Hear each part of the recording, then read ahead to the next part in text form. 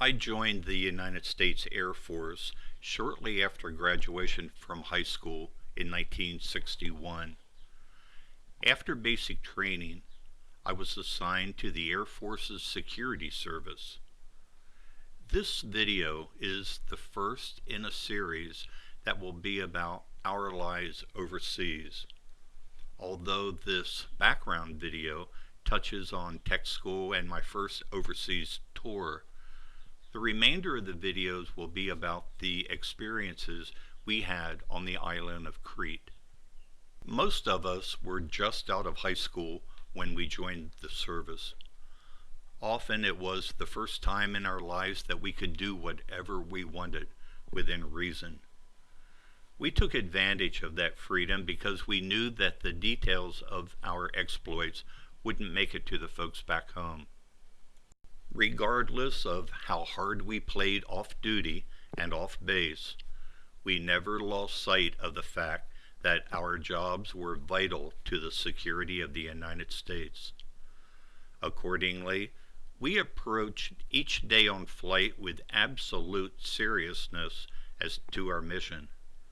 At work, we observed and reported on events that shook the world if they appeared in newspapers, and we watched and reported on other events that have never been publicly revealed to this day. As background, in September of 1962, I completed a classified course of study at the Air Force Technical School at Goodfellow Air Force Base. Upon graduation, my Air Force specialty code was 20230, Analyst. This made me, in effect, a spy. As an analyst, my job would be to glean intelligence from intercepted communications and then write the necessary reports for appropriate governments and agencies. And there was no better place to do this than at an overseas security installation.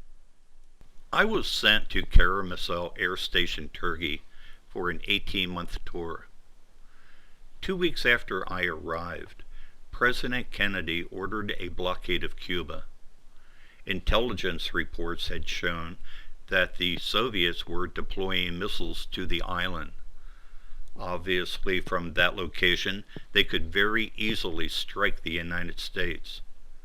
This missile crisis resulted in a heightened state of alert for us in Turkey, and consequently, we were restricted to base for a while. Washington demanded that the Soviet missiles be removed from Cuba. In turn, the Soviets had a major problem with U.S. missiles that were stationed next door to them in Turkey and wanted them removed. During this crisis, negotiations between Washington and Moscow were at best threatening.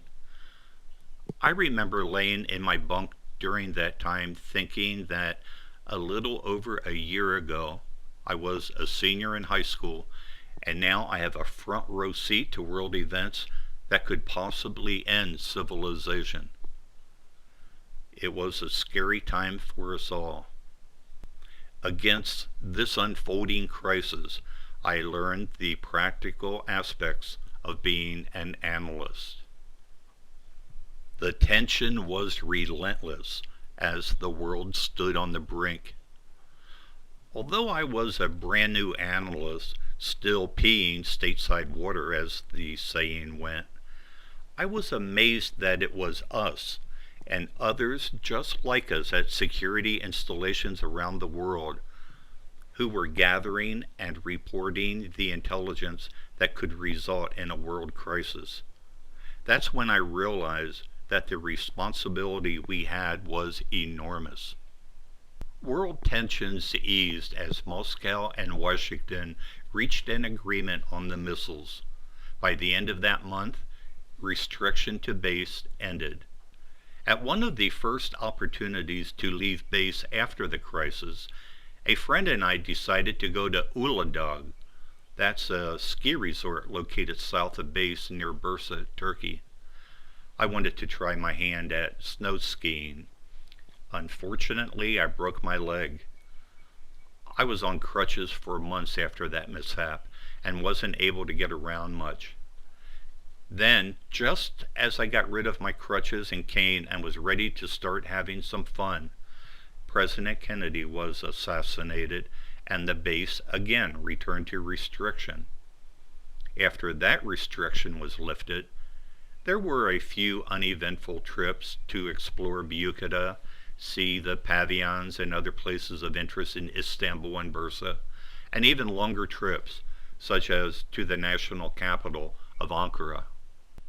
Overall, life in Turkey was alright, but it was mostly boring and routine. Very few GIs had a vehicle, so mostly we were limited to the occasional Tuslog bus ride into Yalova, or if we had some cash, a taxi ride. Yalova was where we drank raki and learned that we could use it in our lighters if we were out of lighter fluid. We also had Turkish wine and, of course, ekmek. Yalova was also where we caught the Istanbul ferry. As the end of my tour at Karamursel approached, I applied for what was called the 2T program. This program guaranteed that an airman first class would be promoted to staff sergeant if he agreed to serve a consecutive overseas assignment. The program was designed to keep highly skilled people overseas. I didn't want to spend the rest of my enlistment in the United States, so I jumped at the chance to stay in Europe. Consequently, I was accepted into the program. After a quick one-week trip to San Angelo, Texas for debriefing and a one-week stay at Dover Air Force Base's infirmary because of illness, I reported to Heraklion Air Station Crete on May 1st, 1964. Believe me, I was ready to have some fun.